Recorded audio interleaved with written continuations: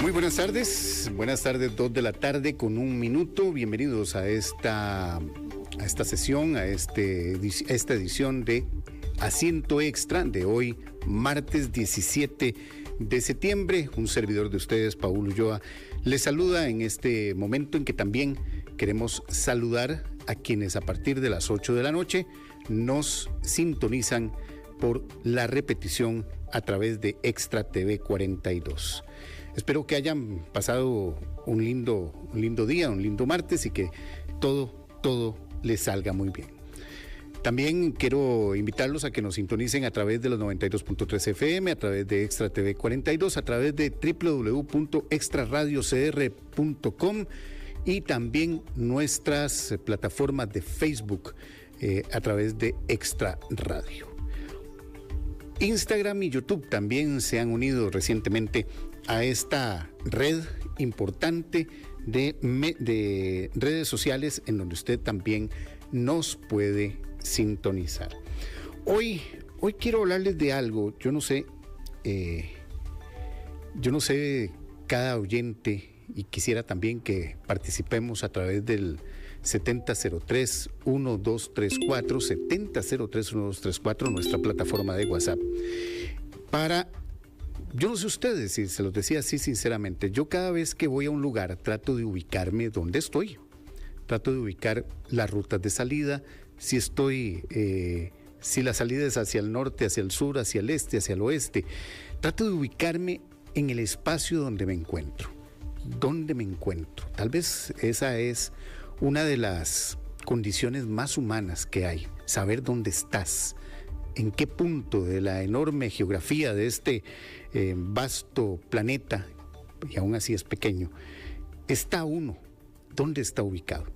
Pero para que eso pase, para que usted se ubique, ha habido una serie de tratados, de firmas y de gente que está detrás de toda esta maquinaria para que usted sepa dónde está ubicado, dónde vive, incluso cómo está limitado, cómo está, si usted vive, nace en un lugar en particular, dónde lo hizo.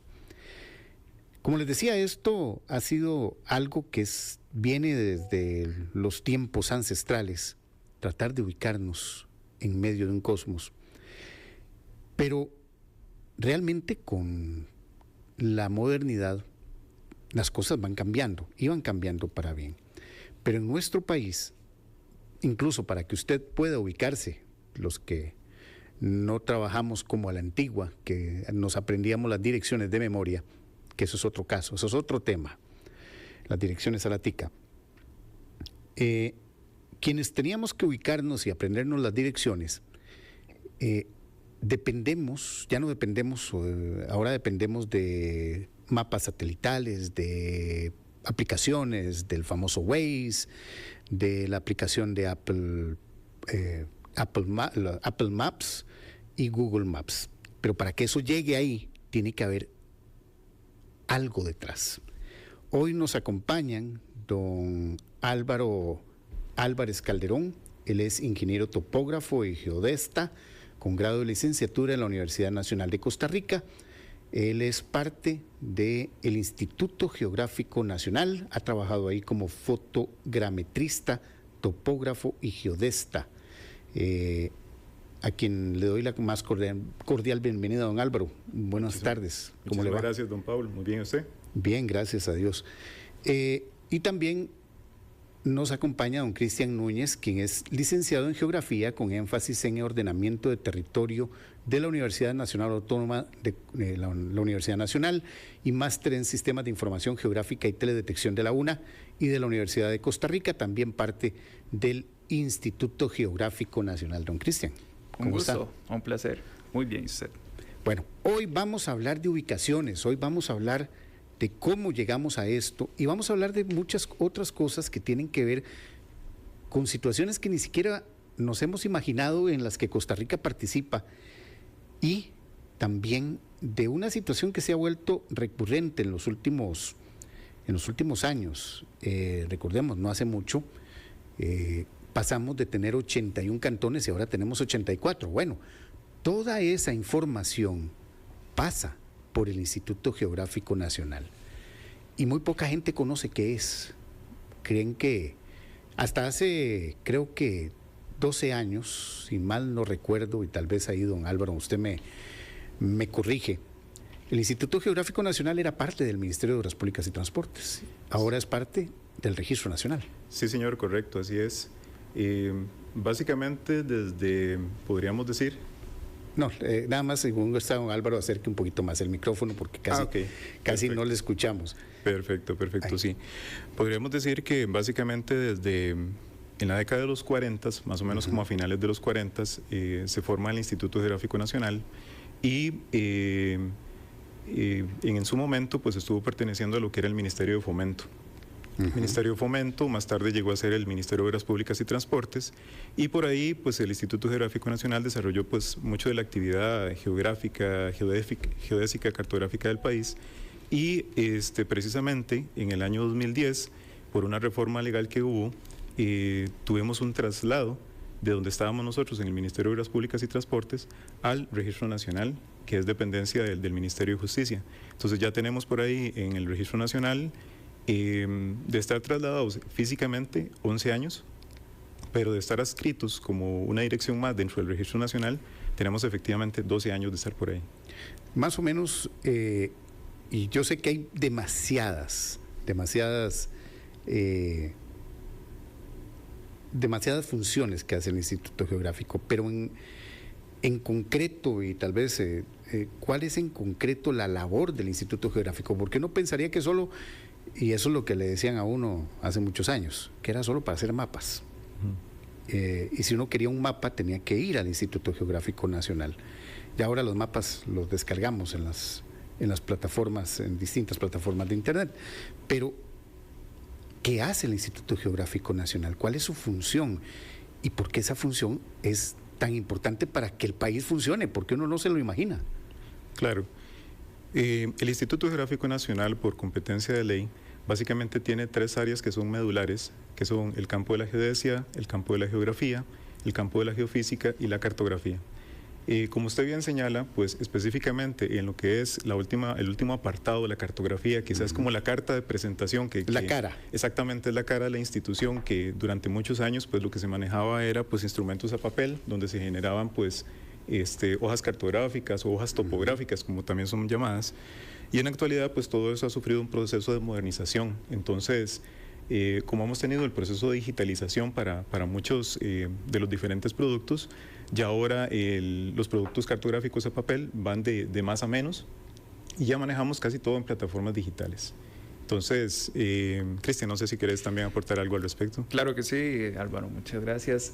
Sí, tomando la palabra de Álvaro, el IGN por competencia es un rector nacional y es el que sienta las bases del mapa básico del país. Es decir, un mapa básico está compuesto de curvas de nivel o el relieve, ríos, sus poblados, la infraestructura y algunas áreas como bosques o usos del suelo. Esa información que, aunque usted dice, no los podemos solo asociar con mapas, es al final una cara de nosotros, porque es lo que las demás personas e instituciones o personas usuarias se llevan para poder planificar, para poder ordenar, para poder gestionar el territorio. Esa información básica te va a decir, bueno, aquí tengo que hacer algo porque hay problemas de una amenaza por deslizamiento o una amenaza por inundación, o aquí tengo que planificar porque la ciudad está creciendo de esta forma hacia ese lugar. Entonces, toda esa información tiene que estarse actualizando constantemente y se tiene que estar poniendo al público a disposición. Entonces, sí, el mapa es lo más tangible que tenemos para que las personas puedan resolver, pero detrás de eso, todo el proceso técnico y los insumos y herramientas que se utilizan para generarlo, también son insumos que son dados a las personas. Es decir, un mapa se crea a partir de una imagen que es tomada del espacio real, se escala, se dibuja y se lleva a un mapa. Entonces tenemos por lo menos, como decía Álvaro, desde 1940 a la fecha tenemos un acervo de fotografías aéreas con los que se han ido haciendo esos mapas. Al día de hoy no todas esas fotos están proyectadas en mapas, sino que las personas los piden para poder hacer un análisis retrospectivo en la historia del crecimiento de una ciudad, por ejemplo. Entonces, no solo es el insumo final con el que se le presenta a las personas o el que se lleva un mapa, sino todo aquel insumo que está detrás que puede servir para otros productos de análisis espacial y de planificación. Dentro de eso, por ejemplo, podríamos pensar de que es necesario tener todas estas herramientas para múltiples cosas. Por ejemplo, para construir es necesario tener un montón de estas características que solo ustedes pueden determinar y que ustedes son los rectores y guardianes, porque hay que decirlo así. Sí, estamos llamados por competencia a suplir toda esa información. No, y también a que sea información oficial, que creo que ahí es donde está el punto, ¿verdad? Ajá. Lo que nosotros estaremos publicando tiene un sello, y tiene un sello de estándar que está alineado con otras convenciones y estándares internacionales. Lo que usted decía, ¿dónde estoy ubicado? Una coordenada X, Y, Z, porque está en correspondencia con una convención que mundialmente se ha comenzado a trabajar y todos hablamos el mismo idioma. Entonces, es lo mismo, venimos y traemos información oficial, estandarizada, normalizada y de fácil publicitación. Esa es la idea y voy con un concepto del dato geográfico o de la información geográfica, que ha evolucionado, sí. Evolucionamos de una forma análoga a una forma digital y seguiremos avanzando. Ahora ya estamos hablando hasta de procesos que aún no han llegado al IGN, pero minería de datos o de inteligencia artificial para manejar datos geográficos. Pero no, la inteligencia artificial y el uso de esos datos no va a variar realmente cuál es la forma, ni la geografía, ni la ubicación que se tiene actualmente. O sea, ya eso está porque está. Se lo digo porque sí, y hablando con un geólogo hace algún tiempo, a raíz de un fuerte sismo que hubo en Indonesia, mucho se habló de que el planeta tuvo un movimiento de 1 o 2 grados y que esto había alterado de alguna manera todo lo que es lo que conocemos como GPS, todo lo que es la geolocalización. Y la Tierra se mueve, tiene una movilidad, pero realmente no hemos pasado a ese punto, por ejemplo, de que se varía absolutamente las ubicaciones, las coordenadas. Claro. Ahí algo que es muy importante es precisamente lo que es la competencia en el área de la geodesia. La geodesia es la ciencia que se encarga, podríamos decir, es la parte matemática que nos permite describir con una muy alta precisión lo que es la Tierra. Entonces, a nivel del mundo, nosotros tenemos algo que se llama el Marco Internacional de Referencia Terrestre, que por decirlo así de alguna manera es como un marco de coordenadas o un sistema con coordenadas que nos permite a nosotros estar perfectamente ubicados en el planeta donde nosotros estamos. Como bien comentabas ahora con el tema de algunas herramientas que son de uso diario, como por ejemplo el Waze, que todos utilizamos. El Waze está plenamente sustentado en la utilización del Marco Internacional de Referencia Terrestre, que brinda correcciones que son llevadas a los satélites de posicionamiento global. Estas correcciones nos permiten a todos los que somos usuarios tener una coordenada de muy alta calidad en el tiempo dado. Y de mucha precisión. Y de mucha precisión, exactamente. Entonces, fenómenos como estos que comentas, resulta que a nosotros, los usuarios, podríamos decir, en la escala más baja de uso, que es simplemente el que me interesa ver la coordenada o me interesa ver la posición, sin tal vez quisiera saber cómo fue que se llegó a eso, se ajusta y se logra obtener las posiciones con un nivel de precisión altísimo. Es decir, efectivamente ese tipo de fenómenos, como esto que comentas, el movimiento de rotación de la Tierra, el movimiento inclusive o los efectos que tenemos por atracción de la Luna y demás, todos estos efectos nos están cambiando diariamente las coordenadas, pero nosotros como usuarios finales eso nosotros no lo percibimos. Nuestras coordenadas se ven beneficiadas de unos múltiples procesos que se realizan y que todos los usuarios podemos utilizar de manera muy sencilla y muy simple. Todo esto lo hace o lo rige, que esa es la palabra, el Instituto Geográfico Nacional pero para eso tiene que firmar convenios a nivel internacional. Está el Sistema de Referencia Geodésico de las Américas, correcto, el CIRGAS, que también, bueno, y no me dejan ustedes, no sé si me estoy adelantando mucho, hay experimentación en Costa Rica sobre este punto. Efectivamente. Nosotros, vamos a ver, devolviéndonos a esto que comentabas ahora, el Sistema de Referencia Geodésico para las Américas.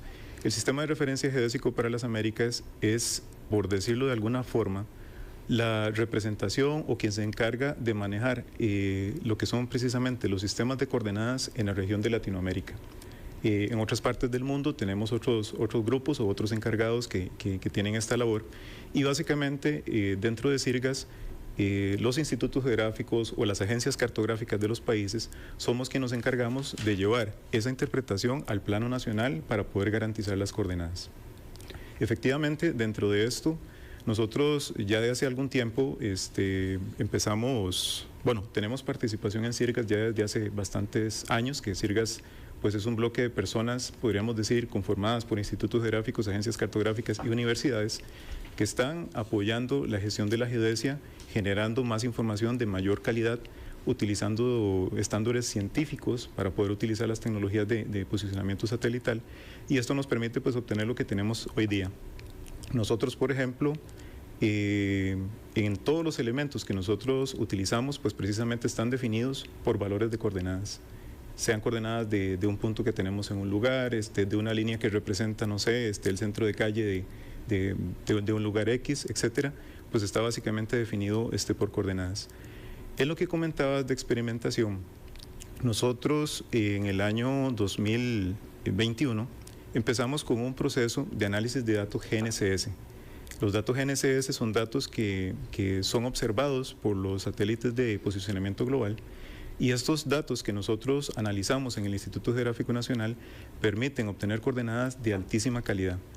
Esos datos o el resultado que nosotros generamos, que es un proceso básicamente que se hace de manera semanal, son tomados los datos de estaciones que tenemos de este tipo aquí en el país, otras estaciones que están distribuidas a lo largo del continente americano, y finalmente la solución que nosotros brindamos. Hay otros centros de procesamiento, se les denomina, que están analizando este tipo de datos, otros institutos geográficos y universidades que están haciendo este tipo de labor, y finalmente se obtiene una labor o una solución que podríamos decir es de muy alta calidad.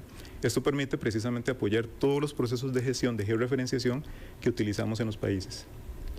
Yo quisiera agregar ahí, porque es importante, preguntas qué convenciones o qué acuerdos llegamos internacionalmente con otras representaciones de la misma temática.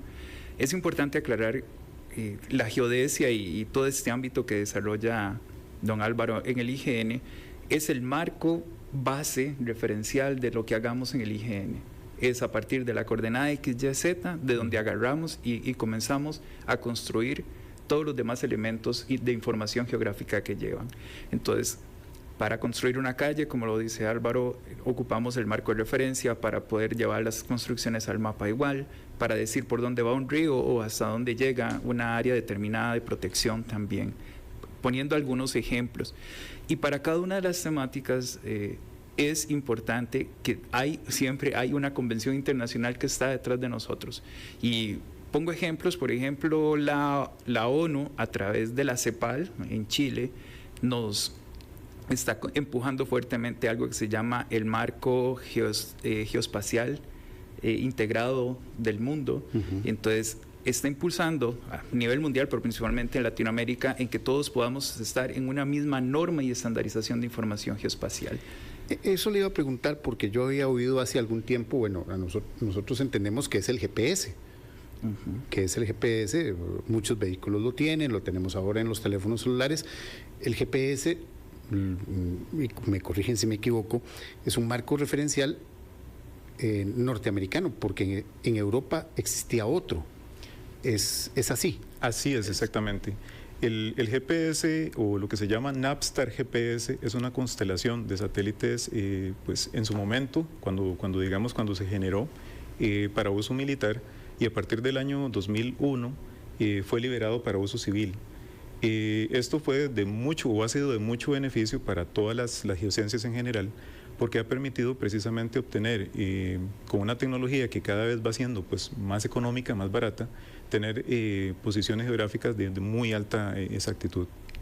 Así como lo comentas, por ejemplo, otra de las constelaciones satelitales que nosotros utilizamos es la constelación GLONASS, que es de desarrollo ruso. Entonces tenemos, como quien dice, las dos partes. Las dos partes de la antigua Guerra Fría. Exactamente, las dos partes de la antigua Guerra Fría. Pero a esto se adiciona también la Unión Europea, ya digamos con una conceptualización y una visión diferente de lo que es una constelación satelital. Y a esto se unen pues otros países también como China, como la India y demás.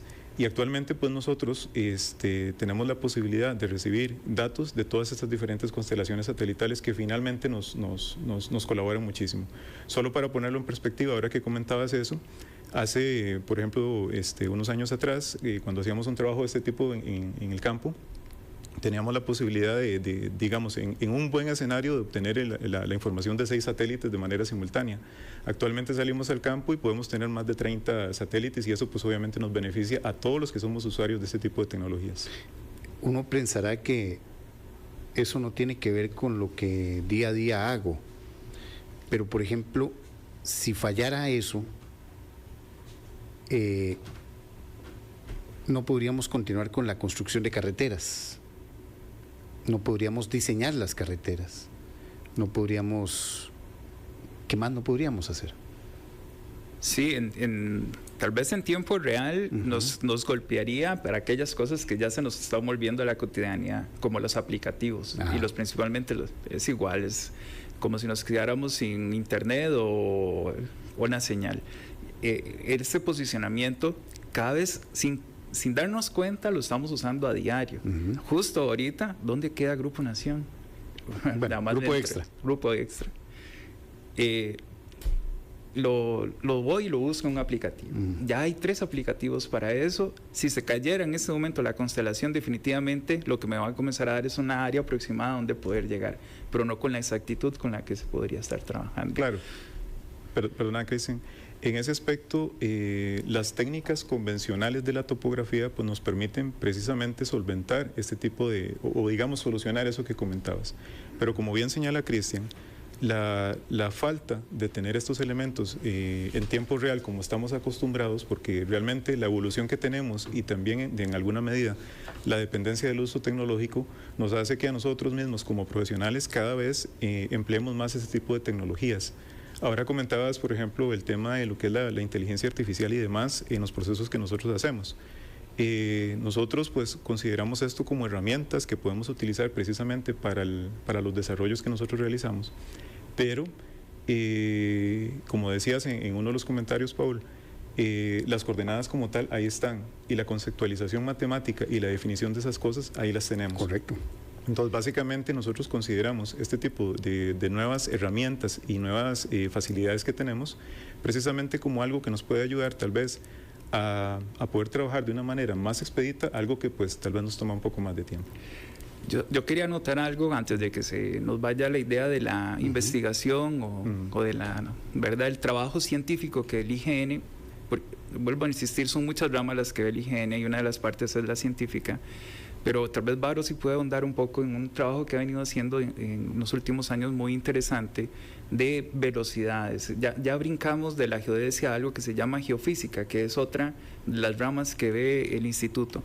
Y la geofísica involucra el marco terrestre más esa dinámica física de la Tierra. Era lo que estabas hablando del terremoto de Indonesia. Ya... el departamento, Varo y su departamento y esa gente ha venido trabajando algo muy interesante que ha venido midiendo las velocidades. Vuelvo a insistir, y es lo que dice Álvaro, son imperceptibles para nosotros. Correcto. Pero ya acontecimientos dados por fenómenos naturales, como por ejemplo el terremoto de Guanacaste, Nicoya. O lo que pasó en Limón hace ya bastante tiempo también. 32 años. Ahí sí se vio, digamos, un cambio visual. Pero no sé, tal vez Álvaro podría explicar, porque esa parte es importante de que el IGN, ahora sí, no son solo mapas, ¿qué cosas estamos haciendo en la parte científica? Y eso es uno de los productos más interesantes que se han desarrollado en los últimos años. Claro.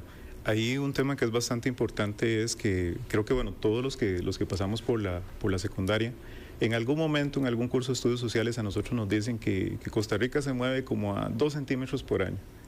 Sí. Entonces, todos tenemos noción de que Costa Rica se está moviendo, pero en qué dirección, y de verdad, si eso nos afecta o no nos afecta, pues eso realmente nosotros no lo percibimos.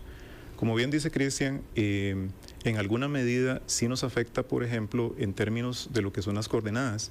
Las coordenadas en la actualidad nosotros trabajamos y hablamos que ya ahorita en este momento estamos trabajando en un espacio temporal, es decir, trabajamos con coordenadas en 4 dimensiones, donde las coordenadas que, por ejemplo, fueron medidas hace 10 años atrás han cambiado a lo largo del tiempo.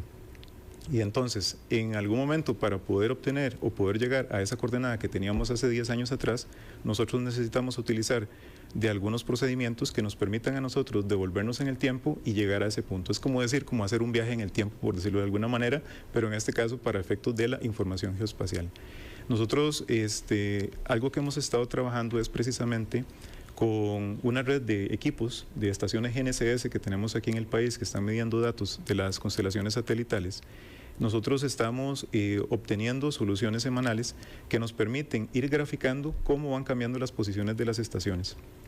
Con esos datos, donde nosotros vamos graficando cómo van cambiando esas posiciones, nosotros podemos tener comportamientos, podemos obtener el comportamiento de la velocidad, que la velocidad simplemente es cuánta distancia me muevo en un espacio de tiempo dado. Uh-huh. Y así como tenemos esa situación, también tenemos, por ejemplo, como bien lo señalaba Cristian ahora anteriormente, cuando, por ejemplo, sucede un sismo, que un sismo es un movimiento de tipo anómalo, ¿verdad? Una situación que pasa en un momento dado, y eso ocasiona movimientos de la corteza, que en algunos casos hemos logrado detectar situaciones de estas, por ejemplo, digamos el caso del terremoto de Nicoya. Evidentemente nosotros lo pudimos ver con tiempo después, con los datos que tenemos, pero pudimos identificar cómo justamente en el momento que se da el terremoto, hay un cambio prácticamente como de 40 centímetros justo en el momento que se presenta el evento y demás. Al final pues hubo una deformación ahí en el orden como de unos 20 y tantos centímetros en unas áreas, y bueno, en algunas publicaciones que han generado otra gente se habla inclusive de un poco más en lo que es la costa. Pero este tipo de cosas las estamos viendo ahora y las estamos haciendo parte precisamente de la información geoespacial que manejamos en la institución. Perfecto. Caballeros, vamos a irnos a un corte, son las 2 de la tarde con 29 minutos, vamos a hacer una pausa, pero ya pusimos, digámoslo así, el marco de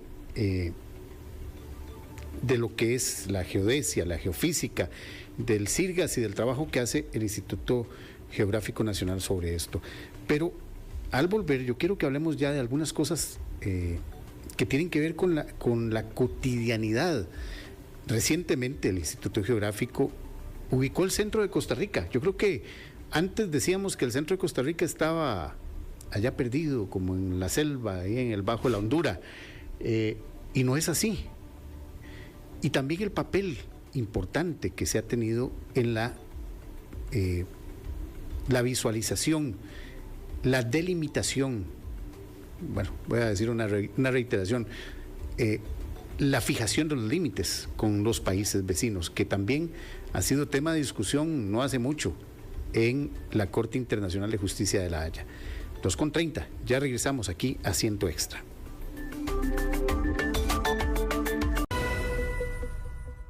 Asiento Extra por Extra Radio.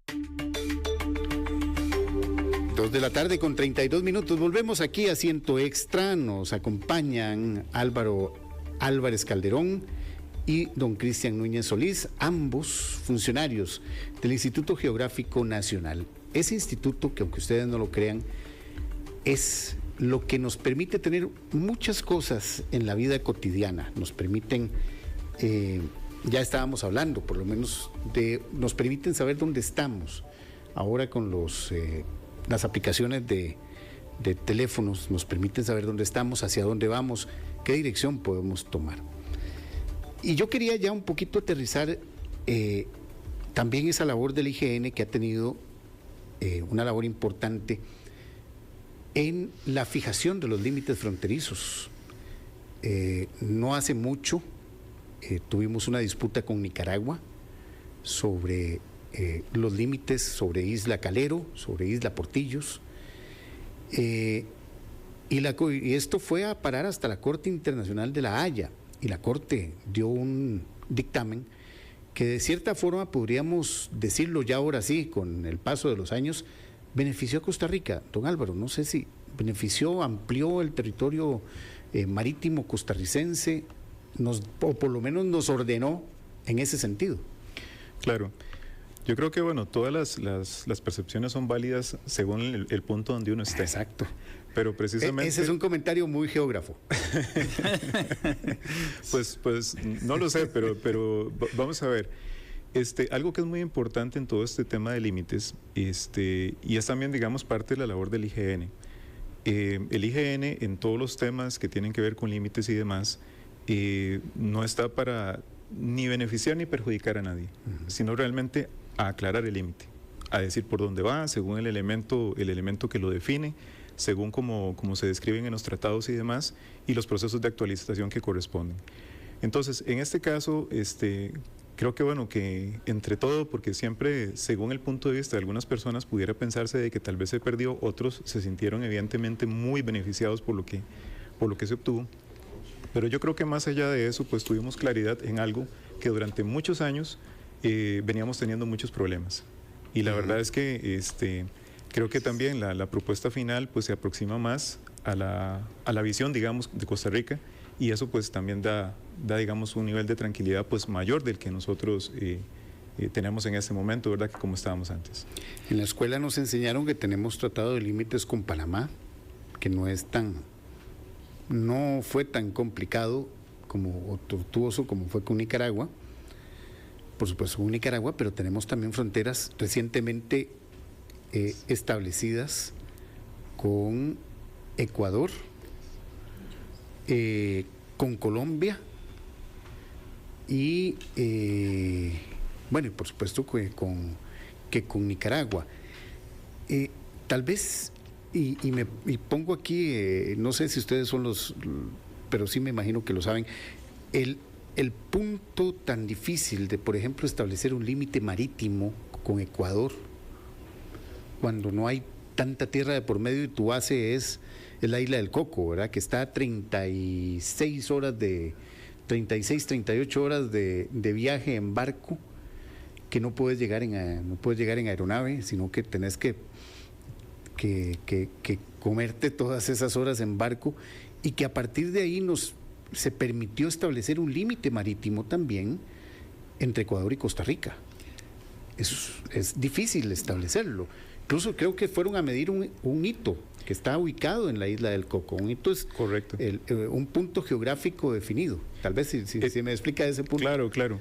Efectivamente, en la década de los 80 se realiza, específicamente en el año 86, se realiza podríamos decir, un convenio de delimitación marítima entre Costa Rica y Ecuador, y como resultado de este proceso se realizan una serie de ejercicios, tanto de levantamiento de campo por colegas nuestros de nuestro Instituto Geográfico Nacional de esa época, y también, pues, en este caso por parte de Ecuador, el Instituto Oceanográfico de la Armada de Ecuador, que ellos pues como pues están en esa parte de lo que es la vigilancia de los mares, la defensa de los mares en la República Ecuatoriana, pues entonces ellos tienen pues bastantes recursos para este tipo de cosas. En su momento se realizaron una serie de levantamientos, se pusieron unos monumentos, tanto como bien lo comentas en la isla del Coco, como en unas islas en Ecuador, isla Darwin, exactamente, y isla Genovesa, que fue la otra donde se pusieron algunos puntos de estos, y básicamente con lo que en su momento se definió, se hizo un primer ejercicio, podríamos decir, geométrico para poder hacer la determinación de coordenadas. Hace unos años atrás, mi persona y algunos otros compañeros del Instituto Geográfico Nacional tuvimos la oportunidad y tuvimos la dicha por parte del Estado de participar precisamente en la comisión que se encargó de ir a estos puntos, en el archipiélago de Galápagos y también en la isla del Coco, Y básicamente el proceso que realizamos fue hacer una remedición de estos puntos que se habían definido en la década de los 80. Estamos hablando que en los 80 se tenía otro tipo de tecnología satelital muy incipiente y poco preciso, o poco exacto más bien, perdón, con respecto a lo que tenemos hoy día. Y también las capacidades computacionales pues eran otras en ese momento. Entonces el escenario que teníamos, por ejemplo, en el año 2013 versus lo que se tenía en el año 86 era muy diferente. El proceso que nosotros realizamos fue básicamente para poder hacer el proceso de actualización de los datos con un nivel de exactitud muy alto. Y pues como resultado de esto pues se pudieron llegar a buenos términos todo el proceso de delimitación marítima con Ecuador. Entonces fue algo bastante exitoso, creo yo, dentro de los últimos trabajos que se ha venido haciendo en los últimos años del IGN. Y esta participación que tuvimos nosotros, donde no solamente participa el Instituto Geográfico y este caso de esta otra institución que comento por parte de Ecuador, sino que un papel también muy importante del Ministerio de Relaciones Exteriores, que es precisamente quien nos ayuda a establecer, digamos, estos nexos diplomáticos para poder avanzar en esos temas. Sí, a raíz de eso, bueno, que quisiera agregar ahí que, bueno, entendiendo que hay una zona económica exclusiva, que estamos hablando ahora de límites marinos, entonces son 200 millas. El que la isla del Coco sea reconocida como territorio continental de Costa Rica, bueno, una territorio insular de propiedad de Costa Rica o dentro de Costa Rica, incrementa 200 millas alrededor de esa isla. Entonces, eso genera... entonces ahí es donde ya Ecuador, Panamá, Colombia, en el Pacífico se comienza a hablar entre las partes para poder realizar todo el trabajo que ya ha dicho don Álvaro. Lo interesante ahí es que si nos vemos como un territorio único, continentalmente medimos 52.000 kilómetros cuadrados, números aproximadamente, ¿verdad? Y con esta ampliación del Pacífico, porque en el Caribe todavía no estamos cerrados, todavía no tenemos delimitado la zona económica exclusiva, tenemos un pedacito que todavía hay que verlo con las cancillerías de Panamá. Realmente es una cuestión de consenso, ya realmente es eso por dos aguas allá, por ese punto. Creo que está cuando ya llega al final de las líneas de Panamá, de su zona económica exclusiva, y queda Colombia también, hay un pedacito que a las 200 millas todavía no se ha oficializado de forma literal, que es de Costa Rica. Entonces, como no se ha escrito la literalidad, todavía no podemos dar veracidad de que hasta ahí llegamos, pero sí está sobre el Mar Caribe hacia el noreste, desde Puerto Limón hacia el noreste, por decirlo así. Al punto que iba más bien es que lo que son 530.000 kilómetros de zona económica exclusiva marina, 10 veces más que la continental, ¿verdad? Solo es un 10%, la continental solo representa un 10% de toda el área de Costa Rica. Podríamos decir que es territorio. Exactamente. Y todavía nos falta sumar ese pedazo del Caribe. Entonces, no somos tan chiquiticos. No. Y sí, se ha puesto sobre la mesa, y esto es un tema que ha venido como en los últimos días a raíz de muchas de las cosas que se hablan ahora de aspectos ambientales, que realmente la parte marina no se ha ordenado, la parte marina no se le ha dado un plan, una gestión, no se le ha hecho un ordenamiento tal como se le ha hecho a la parte terrestre, y que Costa Rica goza de un mar, de una zona económica exclusiva importante. Gracias, como vuelvo a decir, a esa isla del Coco que es reconocida de esa forma. Pero gracias también a las delimitaciones que se pueden hacer ahora. Y a eso era el segundo punto al que me iba a referir. Todo esto se hace, vuelvo a repetir, hay una palabra, es convenciones. La gente se sienta y discute y dialoga y llegan a una convención. Y esto cuando se hace internacionalmente, no hemos tenido un conflicto con los demás países, fuera de las inconvenientes que se puedan estar visualizando con Nicaragua, como dice Varo, es un punto de vista de cada parte. Pero fuera de ahí, todas las demás delimitaciones se ha trabajado muy bien con Panamá, con Colombia, y siempre teniendo claro, el IGN es la parte técnica y del soporte de Cancillería, por ejemplo. Cancillería, Casa Amarilla, Relaciones Exteriores. es la que se sienta en la mesa con todos Ustedes los son el diplomas. brazo técnico. El brazo técnico. El brazo técnico. Bueno, hablemos ahora, don Cristian y don Álvaro. Precisamente ya estamos viendo, nos hemos ido al país grande, por decirlo así. Ya vimos que medimos 10 veces más en territorio marítimo. Pero la delimitación, el ordenamiento territorial en nuestro país es también básico porque permite, por ejemplo, el poder local. Y queríamos hablar un poco de eso porque recientemente, y eso lo dije al principio, recientemente nuestro país ha sufrido cambios importantes. Hasta el año 2015 a nuestros niños se les enseñaba en la escuela que Costa Rica tenía 81 cantones. Es correcto. Si hablamos, venimos de lo general a lo más específico, están los límites internacionales, marítimos y terrestres, y llegamos a nuestras unidades administrativas. El territorio continental lo rige una ley, la ley de la División Territorial Administrativa, 4366. Que fue en 1969. 69. Entonces, esta ley, con altas potestades al Instituto Geográfico para interpretar, que es lo que está diciendo también Varo. Aquí es importante algo. Todos podemos tener una interpretación, pero al que le dieron la batuta y la oficialidad para interpretar y determinar este tipo de análisis de lo que se redacta en un papel a pasarlo a una cartografía es el Instituto Geográfico Nacional.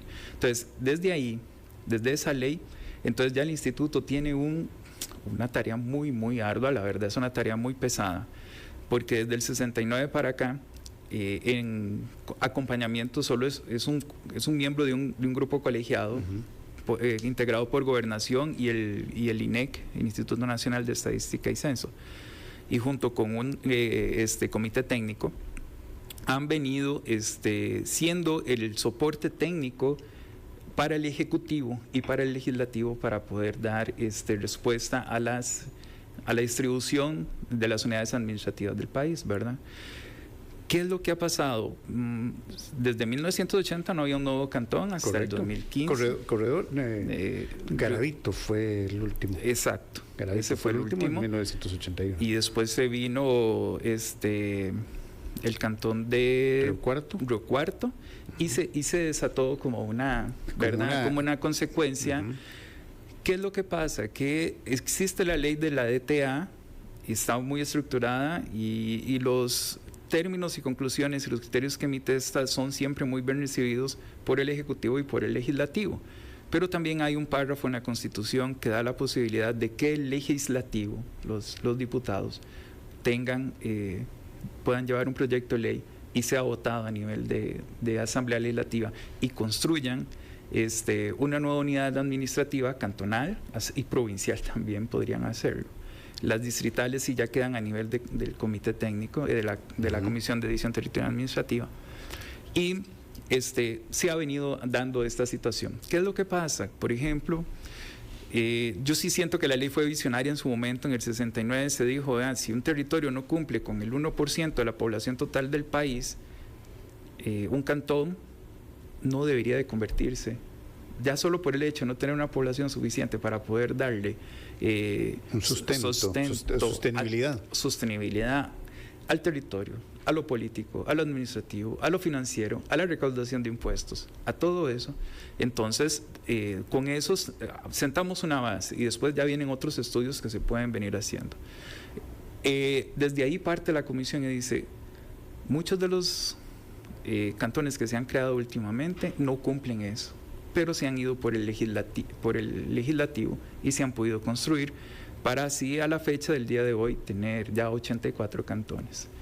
El gobierno actual por lo menos ha emitido una directriz que quiere que eso se mantenga en una, ¿verdad? Que no se siga fragmentando tanto el espacio, porque también impacta en situaciones financieras, de hacienda, de movilización de recursos, movilización de personal, ese tipo de cosas. Ahora, la comisión tiene muy claro qué es lo que tiene que hacer y tiene una legislación y se debe hacer legislación.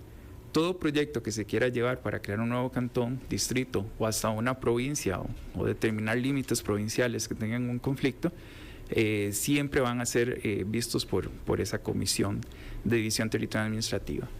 Si quiero como aclarar algo de nada más otro dato, quiero aclarar un dato de que, porque es una consulta que llega mucho y en una de las exposiciones que se dio sobre división territorial administrativa es que las personas dicen que por qué el área de nuestro país continental difiere del área de la división territorial administrativa.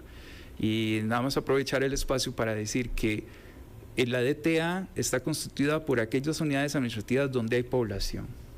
Si no hay una persona que viva o resida en ese espacio, no es tomada como área para la división territorial administrativa. Entonces quiere decir que una isla como Isla del Caño no le pertenece a un distrito, ni a un cantón, ni a una provincia.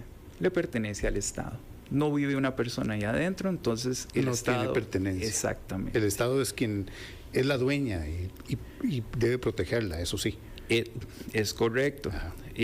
Puede haber que es un guardabosque, pero eso es una persona intermitente, correcto, ¿verdad? No es lo que pasa con Isla del Coco. Que Isla del Coco es una estación, ya es un lugar que tiene varias personas, votan allá, tienen una cantidad de San Lucas, por ejemplo. San Lucas es un parque nacional, ¿verdad? Entonces esa todavía no tiene población, creo, incluida, entonces no está dentro de los... sigue siendo un parque nacional, un patrimonio natural del Estado, porque también aclaro que con la última actualización que hicimos de la cartografía a escala 1.5000, se pasó de una escala 50.000 a 1.50.000, comenzaron a aparecer varios islotes en el Golfo de Nicoya, por ejemplo. Todos esos islotes siguen siendo espacios del Estado y pues siguen perteneciendo. Entonces tenemos una diferenciación de áreas con relación a eso. Hay dos preguntas que me nacen a raíz de eso, don Cristian. ¿Podríamos ver en un futuro la creación de una provincia o de dos provincias? Porque ya han sonado las campanas a nivel de la Asamblea Legislativa muchas veces, y no solo ahora, de crear dos nuevas provincias, una en la zona norte, otra en la zona sur del país. Incluso se consideran desde otro punto de división que no tiene que ver con la territorial, como zonas económicamente, zonas económicas. ¿Podríamos verlo en un futuro no muy lejano? En la mesa se pueden proponer todas las ideas que se puedan. En el 69 se crea la ley de la DTA y justo en el 80 la misma comisión emite un libro, crea un libro donde dice, bueno, ¿qué se han hecho en estos 20 años? Llevan 20 años de funcionar. ¿Y cómo podemos mejorar? En aquel momento el libro lo que dice, deberíamos de hacer algo como un distrito federal. Y esa fue la primera intención de una división diferente a las 7 provincias que teníamos, creando un valle central o una meseta central con una identidad como distrito federal o como ciudad. Bueno, no podemos ponerle ese nombre porque él fue asumido por otro proyecto, pero sí como un distrito de gobierno. Exactamente. Y lo tenemos representado en Bogotá, lo tenemos representado en Ciudad de México también, y fue una idea que acaparó mucho la atención en su momento, estoy hablando de inicios de los 80, pero para todo eso se ocupa un músculo político y un músculo legislativo, ¿verdad?, para poder llevarlo hacia adelante. Las intenciones de una provincia como lo es las llanuras de San Carlos, que es amplio, o lo mismo que pasa con todo el Valle del General, son dos espacios que también pueden venir a la mesa a tratarse como proyectos totalmente posibles de realizar. Sí se ocupa mucho músculo político para poder lograrlo, pero sí hay, las iniciativas sí están. Igual se acaba de presentar en estos días proyectos de ley casi todos los días con relación a la división territorial administrativa están pasando. Y justo la semana pasada entró la iniciativa por parte de diputados para crear un cantón único de Lepanto, Paquera y Cóbano, junto con la isla Chira, más las islas, más es que ahí es donde difiere un poco, con islas, islotes, zonas marítimo terrestres de esas islas y el Golfo de Nicoya. Yo, sin ser, solo poder decir, leyendo esto por encima, sin haberme metido en aspectos más legales, ese proyecto de ley dirigido a querer tener posición sobre el Golfo de Nicoya, aguas internas marítimas, no sé qué tan legal pueda ser esa parte, conociendo que son aguas del Estado. Uh-huh. Los islotes o la zona marítimo terrestre ya están legisladas por algunas otras entidades que ya tienen la competencia. Entonces, ¿verdad? Como todo proyecto de ley, está puesto sobre la mesa como una propuesta para comenzar a analizarse y comenzar a verse. Pero así como está, ellos están empujando fuertemente, también están los consejos de distrito municipal, que son 7 que existen en el país, que también quiere convertirse en cantón. Y si el fraccionamiento y los intereses y los arraigos de las poblaciones para convertirse en una nueva unidad están presentes casi que todos los meses en la mesa de trabajo de la Comisión de DTA. Muy bien, don Cristian. Ya nos queda solamente un par de minutos. Yo quería primero que ustedes me dijeran, bueno, ¿qué viene a futuro? ¿Va a haber un nuevo trabajo sobre investigación en geodesia? ¿Vamos a poder precisar ese punto de la geofísica con las velocidades que puedan alterar o afectar a nuestro país? Y en asuntos territoriales, no sé, don Cristian, que ya veo que usted es el que maneja mucho más fuerte el tema, vamos a tener que reordenarnos fuertemente en el país de alguna u otra manera para aprovechar mejor los recursos. No sé si don Álvaro, empezamos con usted, ¿qué es lo que viene a futuro también para el IGN? Claro, en este aspecto pues podríamos decir que lo que viene a futuro pues es parte de un proceso que tenemos en la actualidad del IGN. Podríamos decir que casi que en los últimos 20 años se ha venido actualizando, ha venido modernizando, se ha venido cambiando en una serie de áreas y se ha venido pues haciendo un poco más fuerte de como estaba antes, adaptándose pues a los cambios y demás que tenemos. En el caso del manejo de la información geodésica, la capa inicial, la capa 0 que comentaba ahora Cristian, que es básicamente la que es el sustento para toda nuestra generación cartográfica, para toda la representación en general que tenemos, estamos nosotros trabajando fuertemente en poder utilizar estos datos precisamente para poder hacer la aplicación de las velocidades, los sismos que se presentan. Estamos utilizando también ahorita en este momento otros insumos de información que hay que nos permiten a nosotros poder complementar y estimar valores de cambios que se presentan en la corteza donde no tenemos instrumentos que se están observando de manera periódica. Entonces hemos estado tratando de utilizar pues todos los diferentes insumos que tenemos un poco a la mano, trabajando, podríamos decir que un poco muy alineados a lo que modernamente se está haciendo en otras latitudes, pero obviamente dentro de nuestras posibilidades y hasta donde podemos, porque también pues somos un país pequeño, también tenemos pues una serie de situaciones internas, digamos, en la institución que a veces pues tenemos que ver cómo vamos solventando, pero independientemente de todo esto, vamos muy bien alineados a como lo están haciendo en otros países que tal vez tienen un poco más de recursos y facilidades. Entonces creo que sí puedo transmitir que estamos en una buena línea, hemos ido dando pasos buenos y vamos avanzando ahí. Don Álvaro, en un minuto, perdone.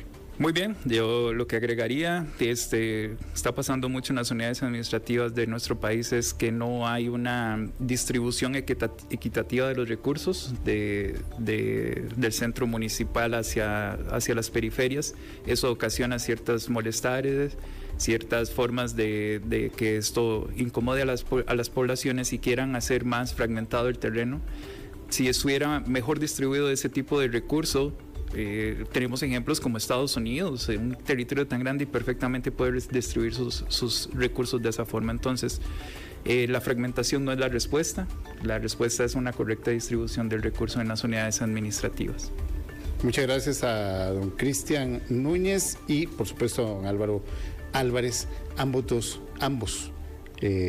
funcionarios del Instituto Geográfico Nacional, por hablar un poquito del Instituto Geográfico Nacional y de su tarea muy importante para lo que tenemos todos los días, lo que vivimos en la cotidianidad y no nos damos ni cuenta de que para que podamos vivir esa cotidianidad, tenemos todo ese respaldo detrás. Y antes de cerrar, les voy a dejar nada más un punto. El centro de Costa Rica está ubicado en Belén, en la Asunción de Belén. Llama... Es una urbanización que está cerca del Proyecto Gol. Exacto. Está muy cerca del Proyecto Gol, aunque el Proyecto Gol pertenece a San Rafael de Alajuela. Al otro lado de la calle está Belén y el centro de Costa Rica está ahí. Ahí hay un monumento muy bonito. Pueden irse a tomar fotografías para que se den cuenta dónde está el centro geográfico de nuestro país. 2:59. Hasta aquí Asiento Extra. Muchas gracias a todos por habernos acompañado.